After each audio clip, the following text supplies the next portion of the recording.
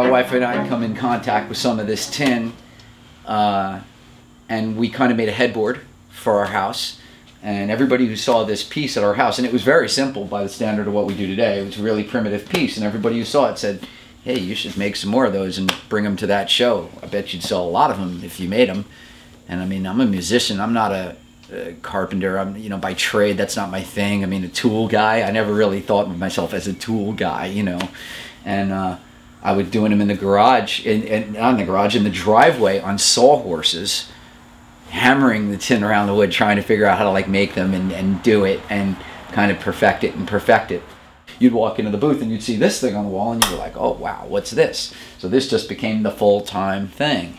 And for good or for ill, I don't know. I mean, we love what we do. We have a great time doing what we do, but there's this certain other side to this in terms of that work level and the demand of that work level, physical, mental, family demand. It ain't easy. You know, running your own business, all that shit, doing weird shows every weekend and being all over the country. And I mean, I love it, but it's got its thing. Mm-hmm.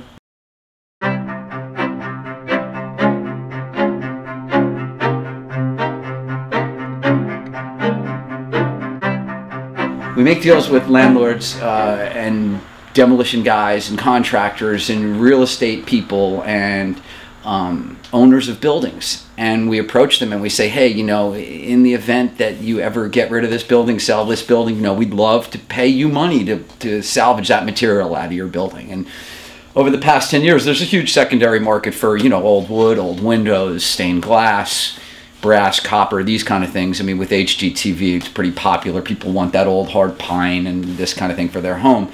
But tin somehow or another kind of fell under the radar in that movement. And we just started getting into it really heavy. And it used to be where we could almost go to like some salvage guy who had cool architectural stuff and buy from him. But for us to do the amount of pieces that we do, because the pieces are so popular, that the only way it made sense was to go after the buildings themselves. So, you know, we do a little tax search. We find this old man. We tell him what we do. We offer him a bunch of money. He likes the deal. He lets us go in with a crowbar and a hammer. We take it all out, piece by piece by piece. So like something like this, for example. Ew, it's dusty and disgusting. But this is from like Midtown Manhattan in the 20s. And every single one of these itty bitty nail holes, you know, this thing was held up on the ceiling, you know, with nails. So we can't just like rip it down. And sometimes you can't be everywhere at once. So we subcontract a lot of the work. We get like local kids and guys from the homeless mission and be like, okay, this is how you do it. Nail by nail by nail. And they'll mess up a few pieces, but you're talking about a big old store, you know, in some bumfuck Virginia, you know, some little town that time forgot. This stuff, the material's all over the country. That's the thing. It's just a question of knowing kind of where to look for it. You know, you walk into some like LaGrange, Georgia. Tin, there was tin all over. We got a lot of the tin as they were renovating the town. We got a lot of tin out of LaGrange, so that's kind of where it comes from. But in the shop now, man, I've got probably, oh boy, I'd like to say a dozen to 20 different, you know, locations or addresses, you know, like pieces from Camden, Maine, El Paso, Texas, and things like that. It's crazy. And when I put them together, like this thing here, I'm not thinking about necessarily where the parts are from or anything like that. It has nothing to do with me putting the piece together. It's just about like the composition of it, that, oh yeah, those diamonds with that square in the middle, and that thing looks like a psychedelic eyeball staring back at me, and that's cool, I like that. Boom, and that's the piece. Now when they're painted though, like this, when Michelle does her thing, totally different. When she paints the 3 different pieces, they're not attached yet.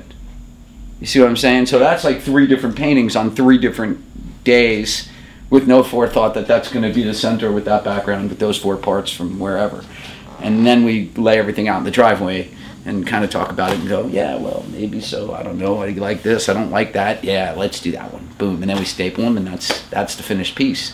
You never see the same one twice. It's crazy.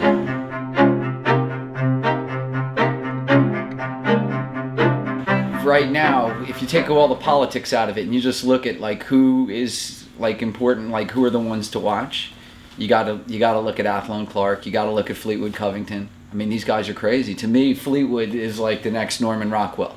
I mean, nobody does what he does. When you walk through Folk Fest and you see booth after booth of like oh, hey, I'm an illiterate sharecropper, look at me, I can't spell so good, I do my E's backwards, you know, like there's 20 cats out there like doing that. You know, there's 20 guys out there who are doing like, oh, I've got a green frog, and the green frog is on every piece I do, and that's my funny green frog, or my, I don't know, it was like a peacock or a frog or something that was like this real repetitive like character thing, you know, and I guess that's part of the movement, I guess. That's what, you know, people are like, oh, that's folk art, you know? It's like, okay, I guess.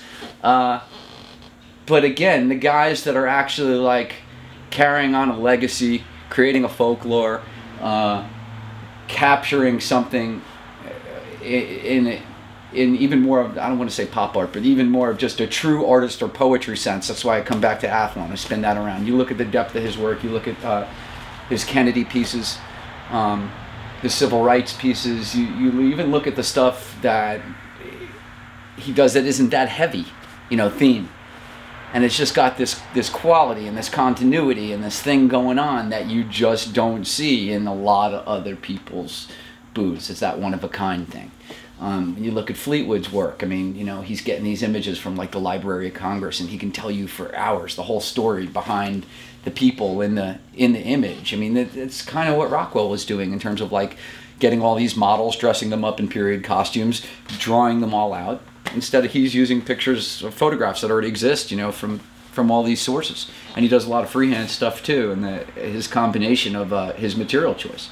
I mean, I like the tin, of course, but like that corrugated roof thing as a background is just brilliant. I mean, when you see the hairline and the skin tones disappear into the rust tones, and it all looks like it's just all exactly planned, but you know it's all random. It's just, I mean, to me, that's really heavy, heavy stuff. You know, it's not more of just like, oh yeah, it's my green frog. You know, a lot of green frogs, man.